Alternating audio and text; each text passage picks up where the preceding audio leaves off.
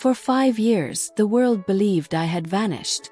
My name erased, my face forgotten. I lived in shadows, hiding from everyone I once loved, even from myself.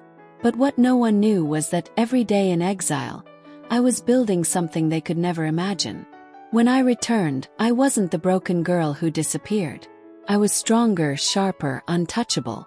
And the world that once tried to bury me was about to learn what survival really looks like. The first memory I can recall with perfect clarity isn't of the day I left, or even the last time I looked into my mother's eyes before vanishing from her world. No, it begins long before that, in a time that seemed so safe, so predictable, that I never once thought it could shatter. I was 21 when my life felt like it was falling into place. I lived with my family in a modest house on the edge of the city. My father, a quiet man of routines, always left for work at dawn and came home smelling of old paper and dust, the scent of library archives, where he spent decades preserving other people's stories. My mother balanced warmth with discipline, keeping our household in order with a firm but loving hand. And then there was my younger brother, Daniel, 2 years younger, full of restless energy, and always chasing after me like my shadow. He adored me, though he'd never say it outright. Instead, he teased me relentlessly, hiding my notebooks or stealing bites from my plate. Yet whenever I stumbled, he was there, catching me with the kind of loyalty only a sibling could offer. On the surface, everything seemed perfect.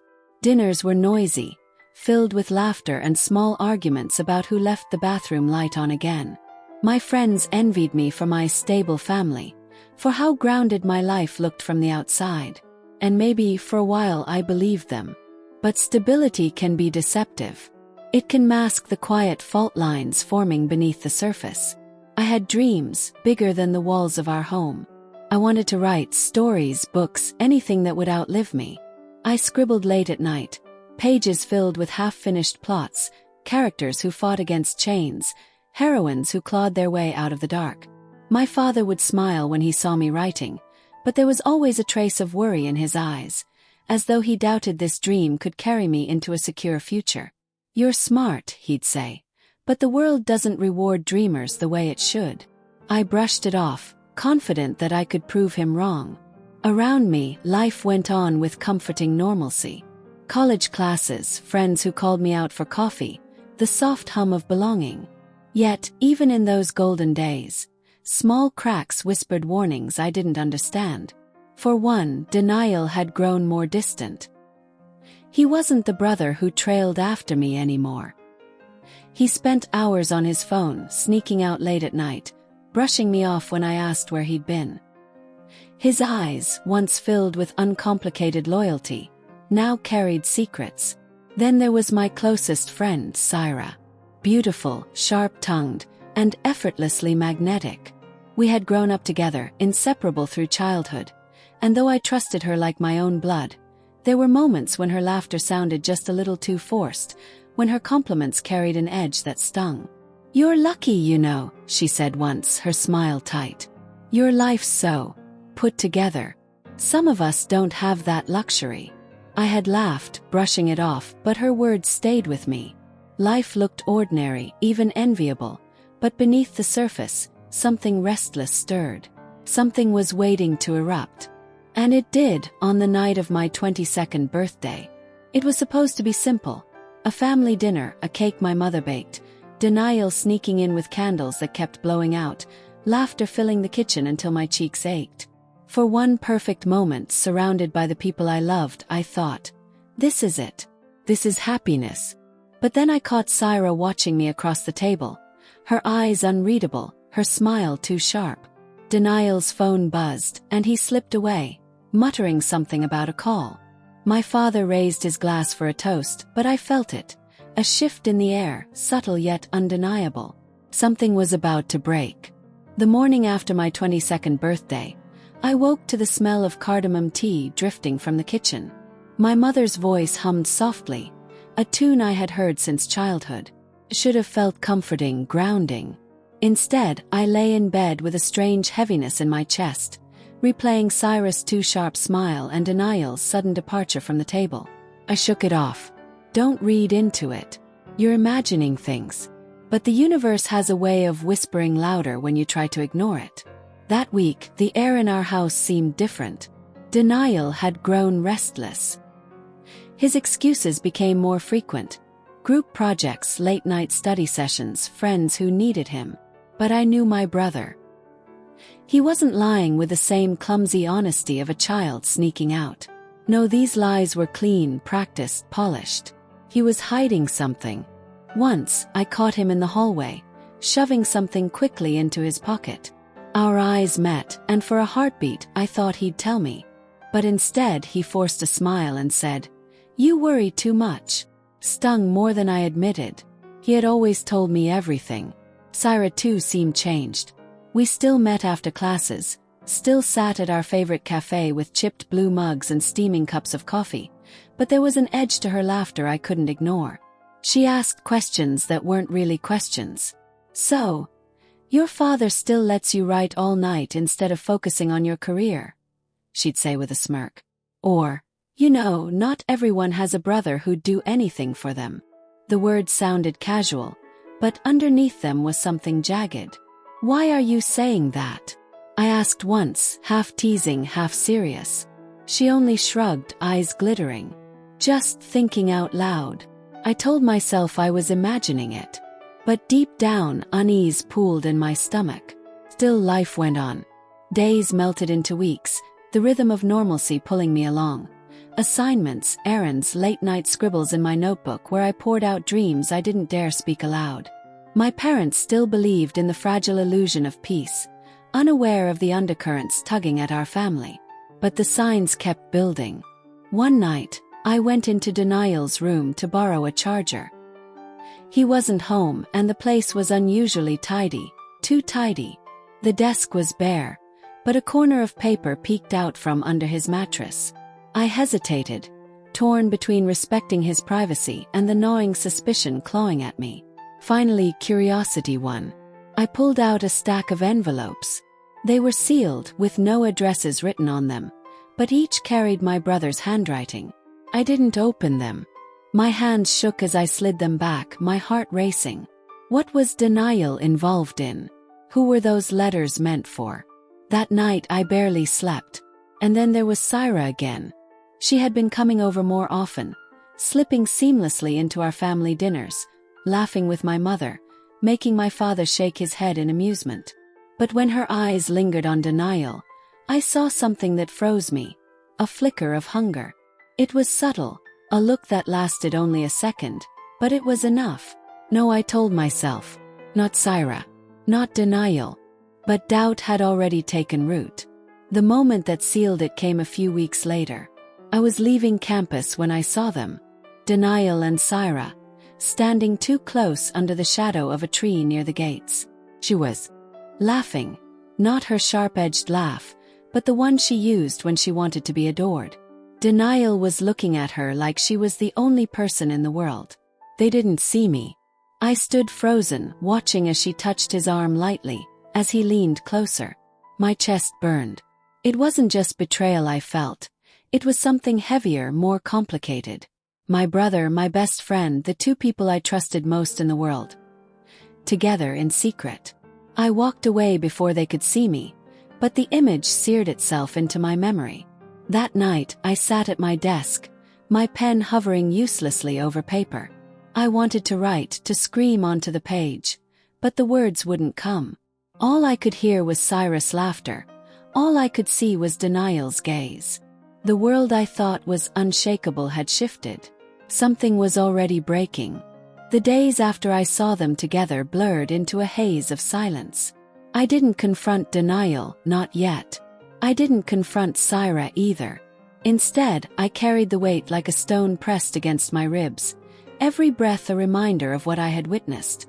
At dinner, my parents chatted about ordinary things. My father's business, my mother's garden, a cousin's upcoming wedding. Denial laughed at my father's jokes. Saira smiled sweetly when she joined us. I played along. I smiled, I nodded, I acted as if nothing was wrong. But inside I was unraveling. Every shared glance between Denial and Saira made my skin crawl. Every time their laughter overlapped, I wondered what secret meaning I wasn't hearing. Even when nothing happened, I saw things that weren't there. Imagined touches, stolen looks. The paranoia consumed me. "Are you okay?" my mother asked one evening as she set a plate of food before me. "You've been distracted." I forced a smile. "Just schoolwork." She nodded, accepting the lie. But she looked unconvinced. It wasn't just paranoia. Things were happening. Little things. I noticed Syra calling Denial more often. Once I picked up the house phone by accident, and it was her. She froze when she heard my voice, then laughed nervously. "Oh, I thought this was Denial's number," she said too quickly. "It's our home phone," I reminded her. "Was." Then she said, "Right. Just tell him to call me back, okay?" Her voice was too smooth, too practiced. Another time, I saw Denial slip out of the house late at night. When he returned hours later, his shirt was wrinkled, and his face carried that dazed, faraway look I'd only ever seen once before, when he fell in love for the first time. But this wasn't that boy anymore. This was something darker, hidden, forbidden. I started avoiding Syra. Her presence burned. Her laughter felt like knives. When she texted me, casual things like, "Miss you, let's meet tomorrow," I ignored her. But she always found a way to corner me. One afternoon we sat together in the campus library. I barely listened to her chatter. My gaze kept flickering to her phone on the table, where Denial's name lit up the screen before she quickly flipped it over. She noticed me watching. "What?" she said sharply. "Nothing," I replied too quickly. Her smile spread slowly, almost like she enjoyed my discomfort. "You're acting weird." "Maybe because you are," I snapped before I could stop myself. For a moment, her eyes narrowed. Then she leaned back, smirking. "Careful, or people might think you're jealous." The word struck like a slap. Jealous. The way she said it, like she knew something I didn't want to admit. Like she had already claimed something that wasn't hers, and dared me to challenge her. That night I couldn't sleep. I stared at the ceiling, listening to the hum of the fan, my thoughts racing. What was I supposed to do? If I confronted Denial, I risked breaking the bond we had shared since childhood. If I confronted Syra, she would only twist it, make me the crazy one. And if I told my parents? No, that would shatter everything. But the truth was clawing its way closer, day by day. It wasn't just suspicion anymore. It was a storm building, inevitable and merciless. And somewhere deep inside me, a voice whispered, "When it breaks, so will you." It happened on a Friday. A day that should have been ordinary. My mother had asked me to bring Denial's forgotten file to his office. He had an important meeting, she said, and if I hurried, I'd catch him before it started. I remember the way she pressed the file into my hands, smiling absent-mindedly, the way she always did when she thought of him. Her pride, her perfect son. I took a rickshaw, rehearsing in my mind how casually I would hand it over, maybe share lunch with him before heading home. In my heart, I still wanted to believe, to cling to the idea that I was imagining everything. But fate didn't let me keep that illusion. When I reached his office, the receptionist told me he was in the conference room. Just a quick meeting. She gestured down the hallway. I walked quietly, the way you do in a place that isn't yours. The door was slightly ajar. I lifted my hand to knock, and froze. Because inside, Denial wasn't alone. Syra was there. She wasn't supposed to be. She didn't work here. She had no reason to be in that room. But there she was, perched on the edge of the desk, leaning close to him. I saw his hand on her knee, her fingers brushing his jaw, their foreheads almost touching. It wasn't a meeting. It wasn't innocent. It was them. The file slipped from my hands and hit the floor with a soft thud. They both turned at the sound. For a heartbeat, no one moved. No one spoke. The silence was louder than a scream. Syra's eyes widened, then narrowed into something sharper, defiance. Denial's face drained of color. "Wait," he began, but I was already backing away. "No," I whispered, shaking my head. My voice broke. "No, don't you dare." Ran. I don't remember leaving the building, don't remember the rickshaw ride home, don't remember anything except the echo of their faces burned into my skull. That night, Denial came to my room. He begged me to let him explain.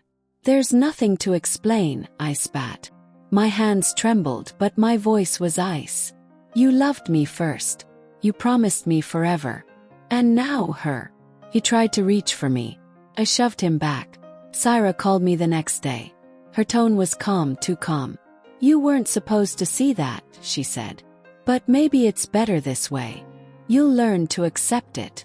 Her confidence made my stomach turn. Something in me snapped. Packed a small bag. I didn't tell my parents where I was going. I didn't say goodbye. I just left. 5 years. That's how long I stayed away.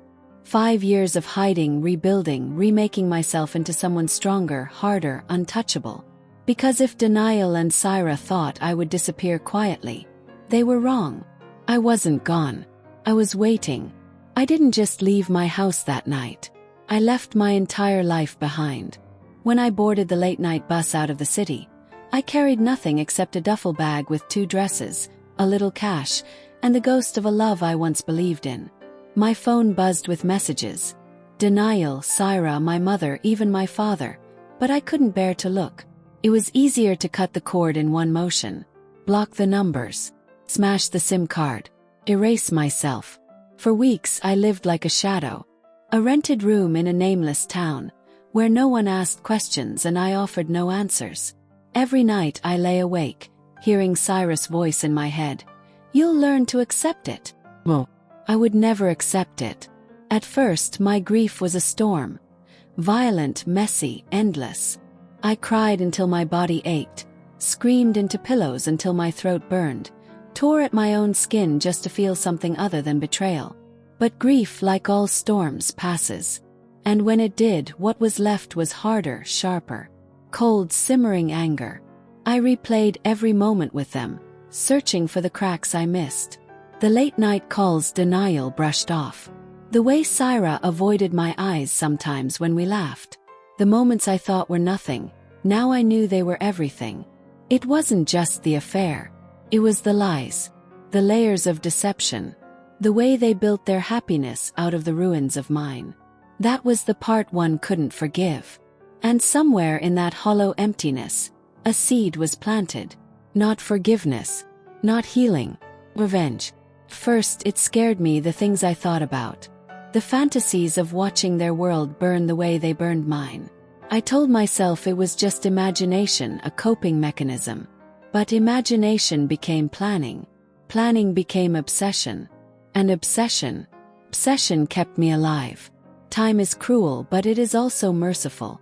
5 years. That's how long I disappeared from the world. In those years, I became someone no one would recognize. At first, survival was all I knew. I worked in dingy cafes, scrubbing tables until my hands cracked. I lived in basements, sharing space with strangers who never cared to ask about my past. Every coin mattered. Every breath was calculated. But then, survival turned into something else.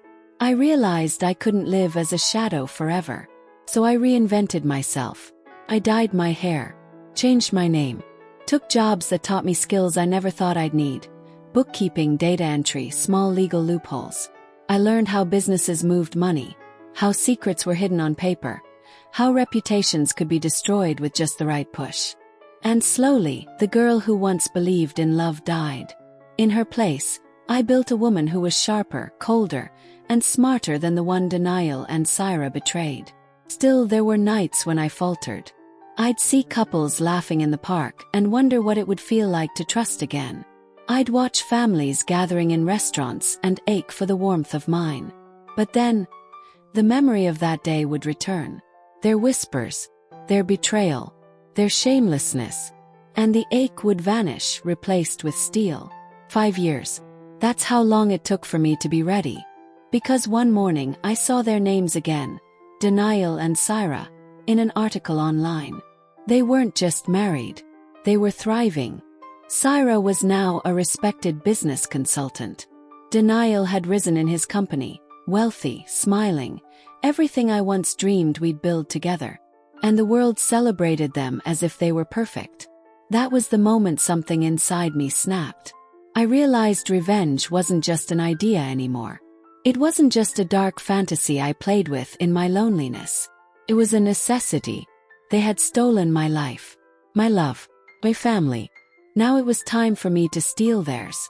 I didn't rush. Revenge, I knew, wasn't about speed. It was about precision.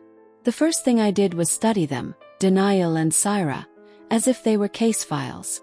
For weeks, I tracked their lives from a distance. Social media posts gave me the glossy highlights. Their vacations, their charity work, their lavish dinners. But I dug deeper.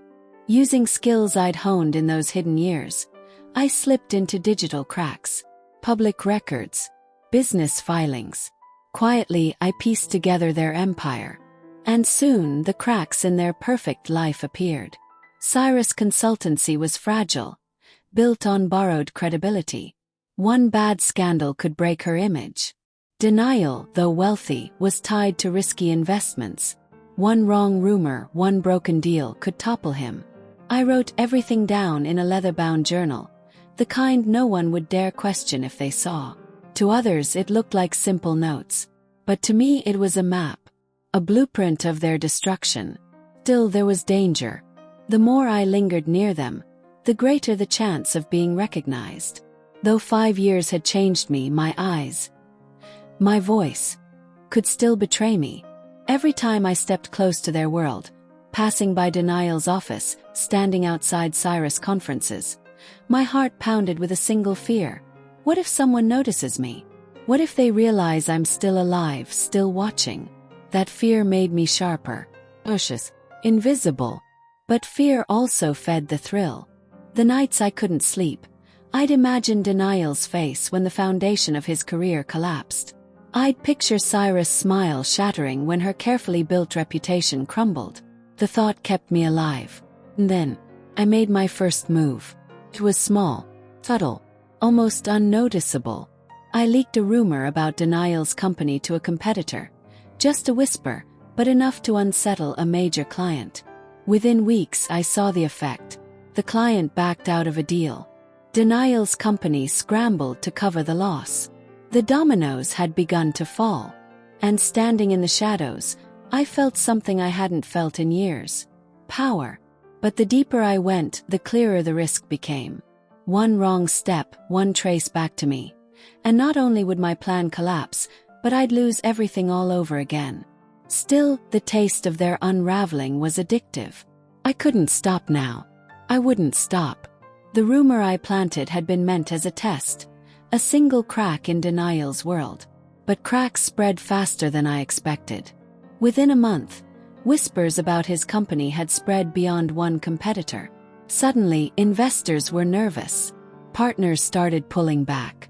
Denial's once confident smile, the one that used to make me melt, now looked forced in photos, stretched thin like a mask hiding panic. And that mask thrilled me. But there was something I hadn't accounted for. Syra. Unlike Denial, she didn't buckle under pressure. She doubled down. I watched her attend events, shake hands, post flawless pictures on social media with captions like, "Tough times don't break strong people." She was trying to hold him together, both his company and his image. And in doing so, she drew attention to the problem. The whispers became headlines.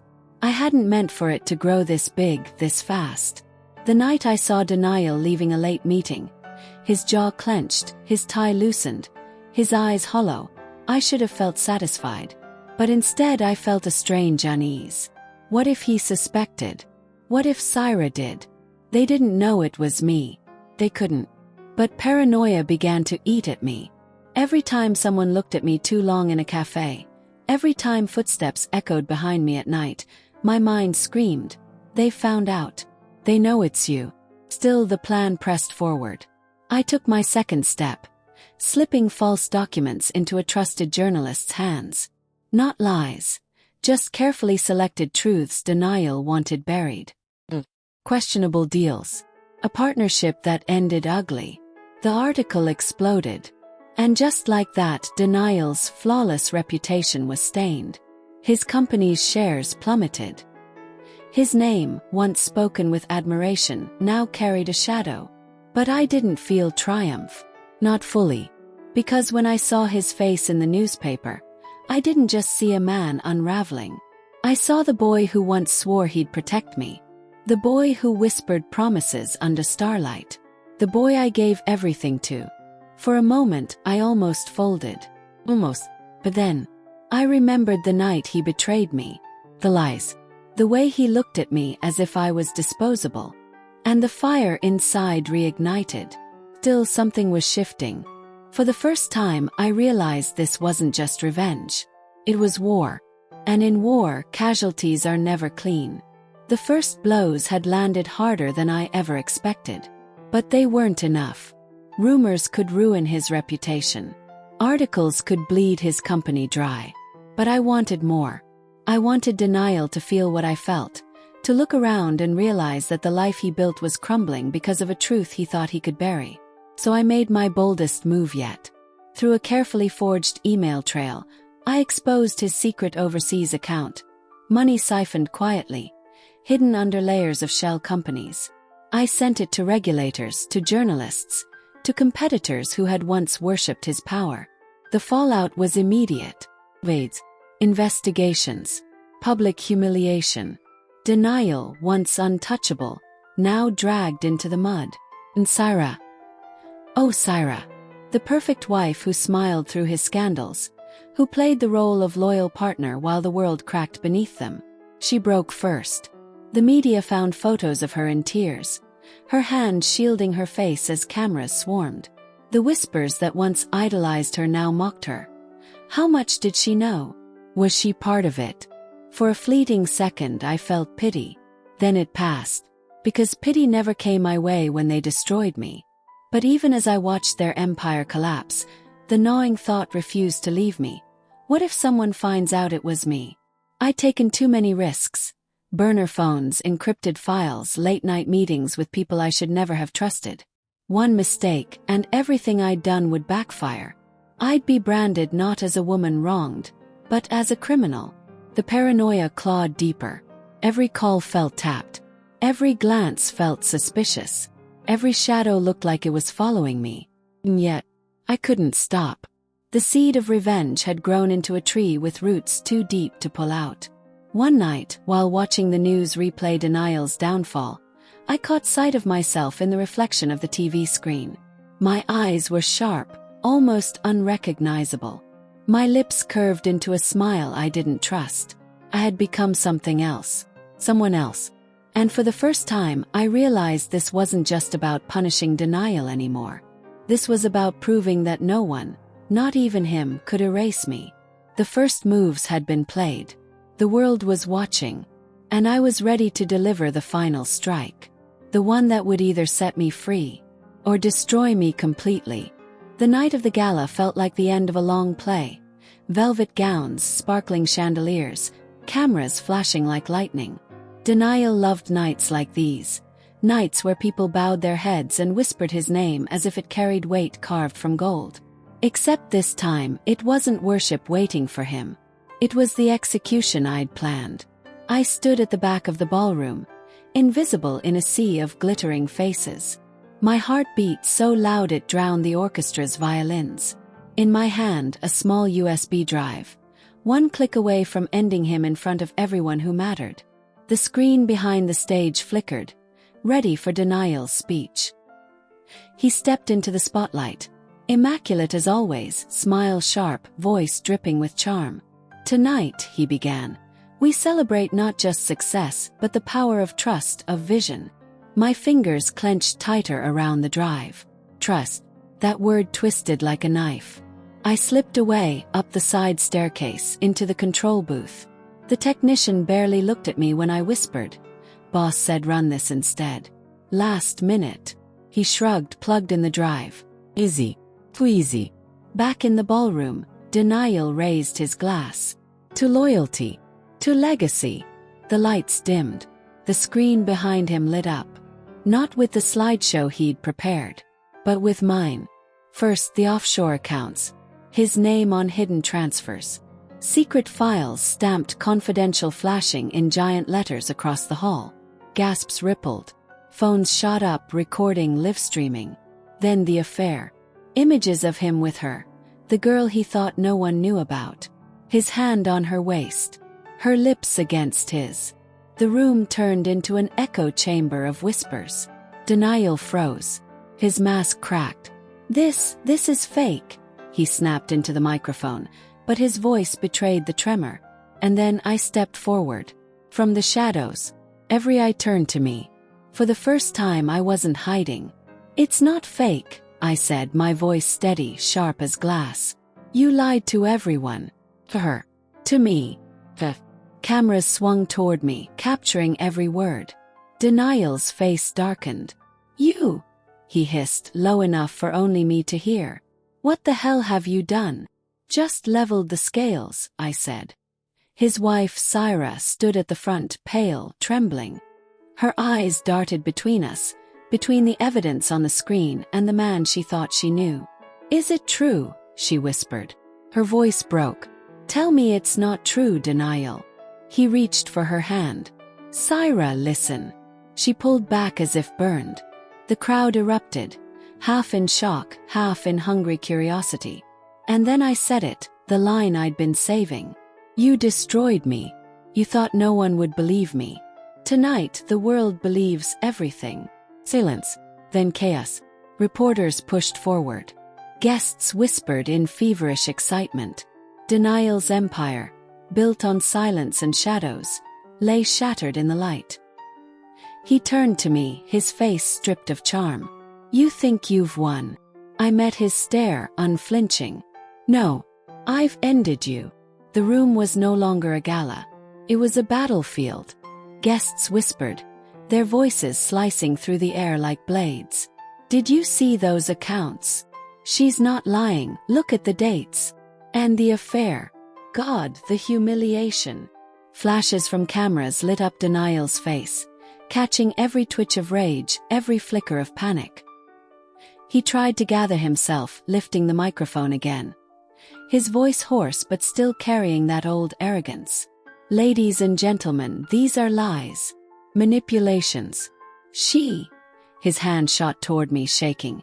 She has always been unstable, envious, dangerous. The audience shifted uncomfortably.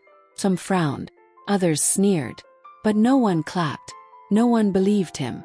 I stepped closer, the heels of my shoes clicking on the marble like gunshots. Still lying, Denial. Even now. Syra's sob cracked through the tension. She stumbled forward, tears streaking her face. You told me I was your only one. That she meant nothing. Her voice broke. How many more? How many lies did you feed me? Denial's hand trembled as he reached for her.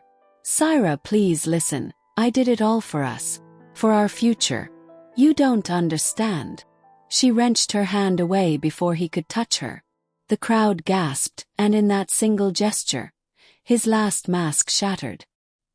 He turned to me, his eyes black with fury. You planned this. All of it. Yes, I said, calm, unflinching. Every second. His breath came ragged, his chest heaving.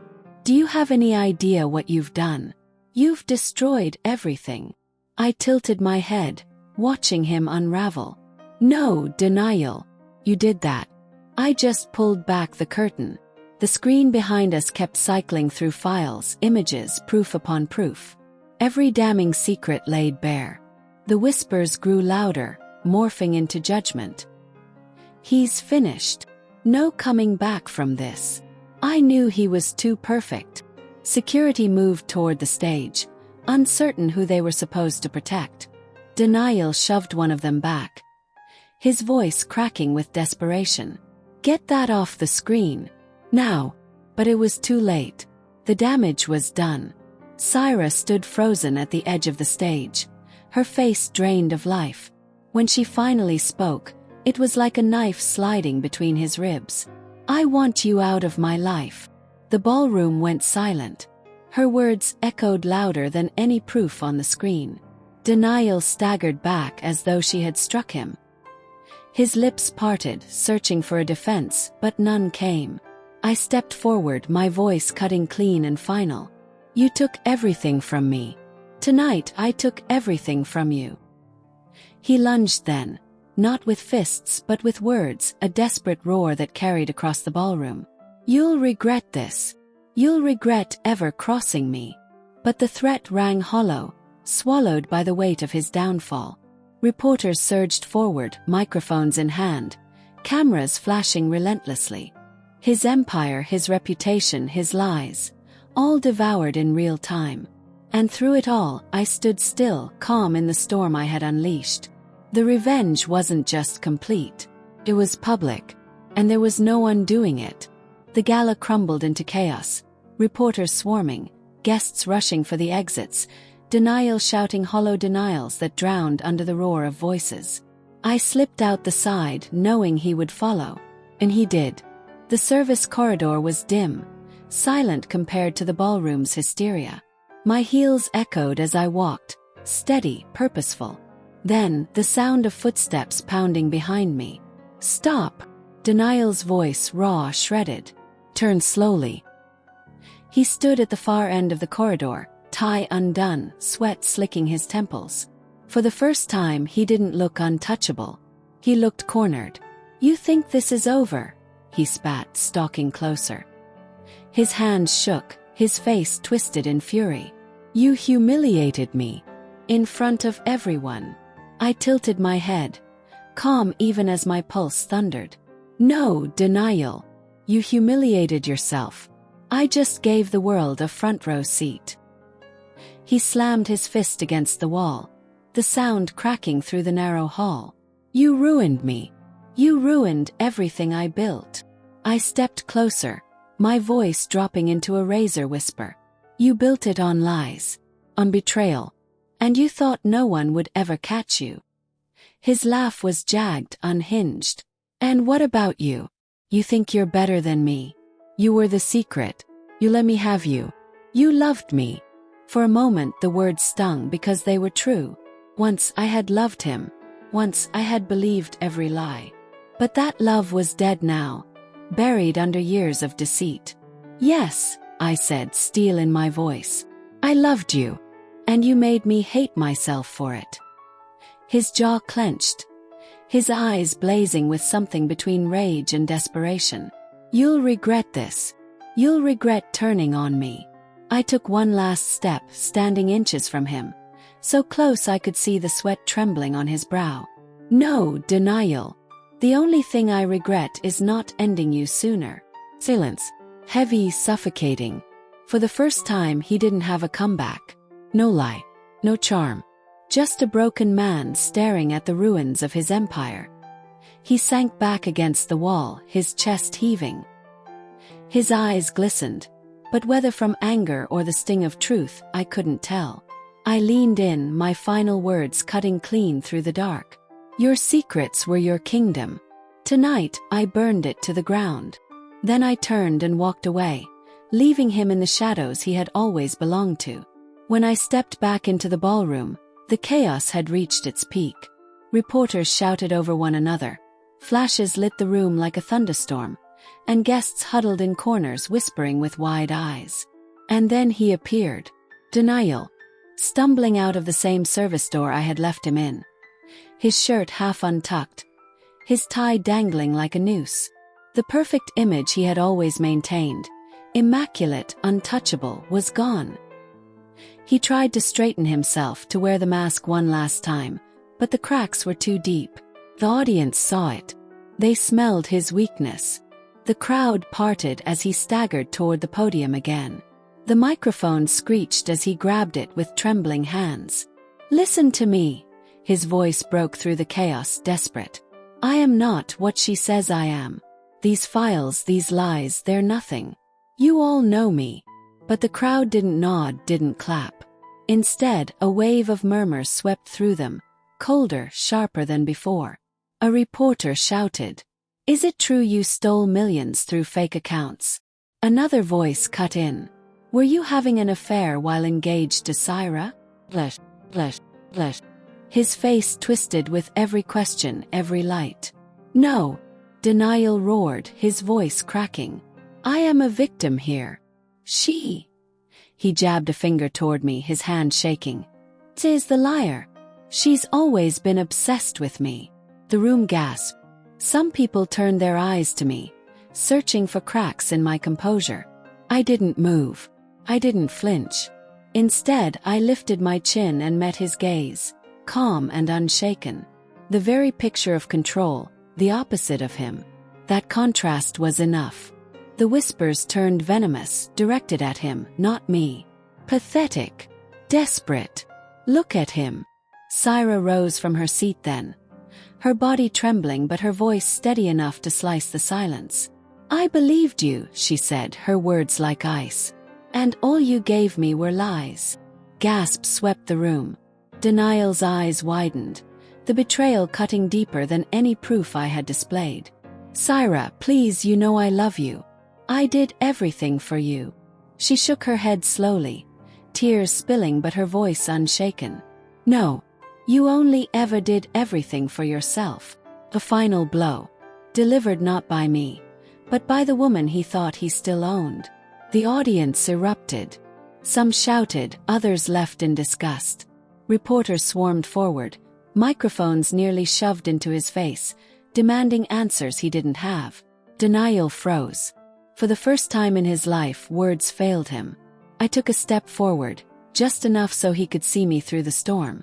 You always said the truth could never touch you, I said, my voice steady, carrying across the ballroom. But tonight, denial, it buried you. His knees buckled slightly, his grip on the podium weak. Cameras flashed furiously, capturing the exact second his empire turned to dust. And I walked away, not out of fear, not out of anger, but with the satisfaction of knowing that I had left him with nothing. Not his reputation, not his wealth, not even the loyalty of the people he deceived. The last sound I heard before the ballroom doors shut behind me was his voice. Hoarse, broken, begging for someone, anyone to believe him. No one did. That's what I remember most after leaving the ballroom. Not the chaos, not the flashes, not the sound of denial's broken voice echoing behind me. Just silence. The night air was cool against my skin, but inside me, a storm raged. My chest rose and fell with ragged breaths, my hands trembling not from fear, but from the weight of what I had just done. For years, I had dreamed of this moment. I had lived it in my mind 1,000 different ways. His humiliation, his fall, the exact second the mask would crack and the world would see him for what he really was. I thought when it happened I would feel whole. But standing there, under the streetlights with the distant noise of reporters still buzzing from inside, I felt something I didn't expect. Me. The next morning his name was everywhere. News channels looped footage of him collapsing. At the podium, his face twisted in panic. His desperate cries drowned out by the crowd. Headlines screamed about fraud, betrayal, scandal, downfall. From golden boy to disgraced villain. Secrets of denial's double life exposed. Fiancé breaks silence. He only ever did everything for himself. The empire he had built so carefully crumbled overnight. Investors pulled out, clients walked away, friends vanished into shadows.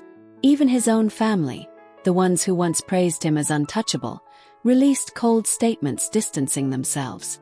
He was toxic now. Poison. And me. I became the ghost behind the storm. Some outlets tried to dig into who had exposed him. Some whispered my name, others dismissed it as speculation. But I had prepared for this moment too. Every trail led back to denial himself. His own mistakes, his own arrogance. I remained what I had always been. Hidden. Except this time it wasn't out of fear. It was by choice. I thought seeing him destroyed would heal me. That every scar he left on me would vanish the moment he tasted his own medicine. But revenge doesn't heal. It doesn't erase what was broken. Every night for the first few weeks after, I lay awake replaying the moment in the service room when I confronted him. His smirk. His denial. His face when the first shred of truth cut him open. I had won. And yet, when I closed my eyes, I still saw the girl who once loved him. That girl wasn't celebrating. She was grieving. Grieving the years I had lost, the pieces of myself I had given to a man who only ever saw me as a tool, a possession, a shadow in his story. People think revenge is a finish line, that once you cross it, you're free. But what they don't tell you is that sometimes when the fire burns out, you're left staring at ashes with nothing left to hold. Months passed. The world moved on to new scandals, new stories. Denial's name faded from headlines, resurfacing only when another lawsuit was filed or when whispers spread of his failed attempts to rebuild his life. He became a cautionary tale, a ghost of what ambition, lies, and betrayal could do to a man. And me. For the first time in 5 years, I lived without fear of him. No more hiding, no more shadows. I walked streets I once avoided. I spoke to people without calculating every word in case he heard about it. I even began painting again.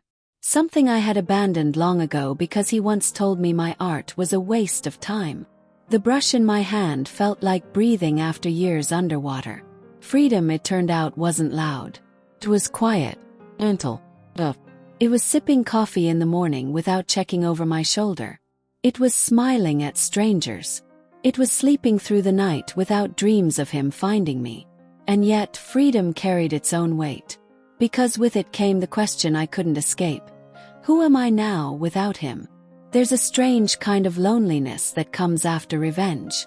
When I was hiding, at least I had purpose. Every plan, every step I took was fueled by the fire of destroying him.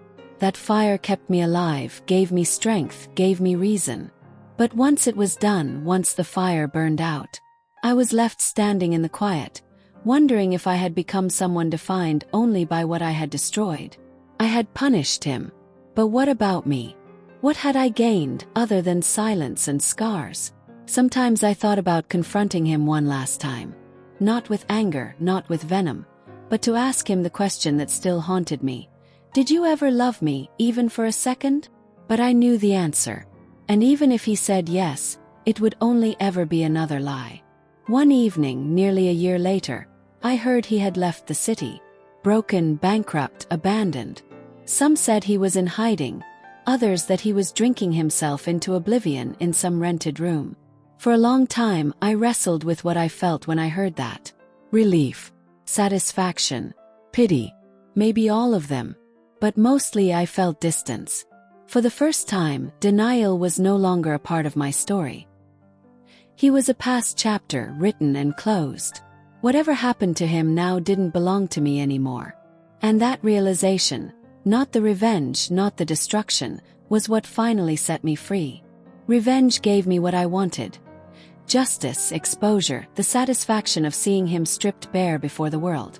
But peace, that didn't come from watching him fall. Peace came later, quietly. In the mornings when I painted. In the nights when I finally slept without fear. In the moments I looked in the mirror and saw myself. Not his shadow, not his secret, but me. Some scars never fade. I'll always carry the weight of those years, the memory of hiding, the ache of betrayal. But scars don't define you, they remind you that you survived. And maybe survival was always the real revenge. 'Cause he thought he broke me. But I'm still here. And I'm free. So when people ask me if revenge was worth it, I tell them this. It didn't give me back the years I lost. It didn't erase the pain. But it gave me the strength to end a story that once controlled me. And sometimes that's enough. Now it's your turn. If you've made it this far, I want you to tell me in one word how this story made you feel. Was it satisfied? Shocked? Heartbroken? Or maybe just empty? And I want to know, have you ever been betrayed by someone you trusted? Or felt that burning pull of revenge, even if you never acted on it? Share your truth in the comments below. Your story might be the one someone else needs to hear.